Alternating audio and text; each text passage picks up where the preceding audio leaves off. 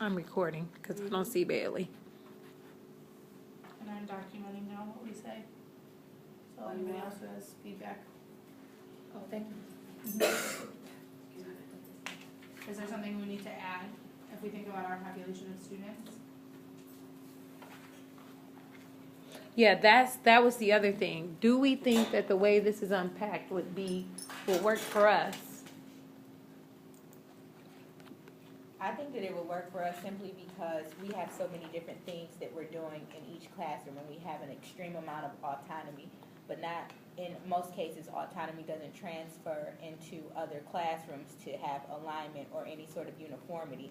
So this sort of takes out the guesswork and, well, we're doing this in room 301, but we're doing this differently in room 303. So you still have your autonomy to use whatever resources you want to meet the expectation, but there's the similar alignment in the way that you approach teaching the students how to model the expectation. And I think the basic thing about this unpacking of the click is like you can take a fundamental I can understand that multiplication means groups of things. I understand, so it'll be easy for it to translate into it, and that's the whole point of unpacking, making it an easy translation. All students will know I can understand this, or I can show this. So I think that's a good part of the last sentence, that bottom line. Students learn that multiplication symbol, whatever, I know X means groups of. I think it fits our population too, because there's so many hands-on and so many different ways to go after the same kind of skill, which our kids need because our kids are so transient. They've gone different places and heard different things. So when you unpack it and you can see all the different ways you should go at it, it really fits our population. I think so. And the whole point of unpacking is to specific, simplify, take the words, what do you really need the kids to know? Making it child-friendly. Exactly. And then we can link it as teachers, because now we know in a minute they're going to be learning fractions. We know ratios, so that keyword of in that multiplication is going to be recurring. Yeah. So as a teacher, we'll be able to think long-term as to the next level. Right, that line is could be viral. Right. The only downside I see to it is that the one piece before, we have so many students that are so far behind. Maybe we need to talk about the step before we get here.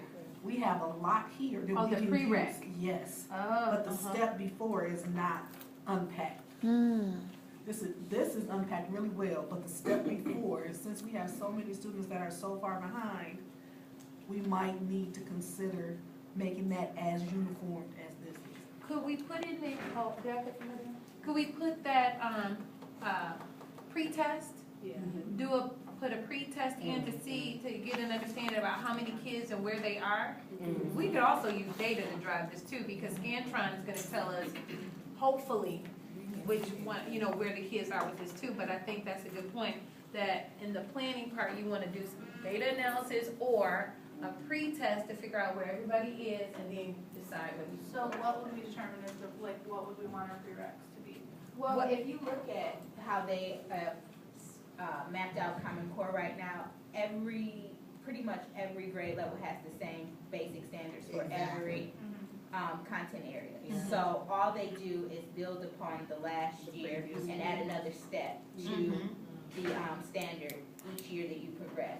So essentially, schools wouldn't start unpacking standards just at 6th grade and leave out K through 5. So each grade level would unmap their own standards. So you wouldn't necessarily have to have you should do pre-assessment, but you wouldn't necessarily have to have one to teach the standard if your student didn't know it. That's where differentiated instruction comes in. You could look at the previous steps from the previous year's unpacked standard and use that information to differentiate at will within your own classroom. I think the unpacking the standards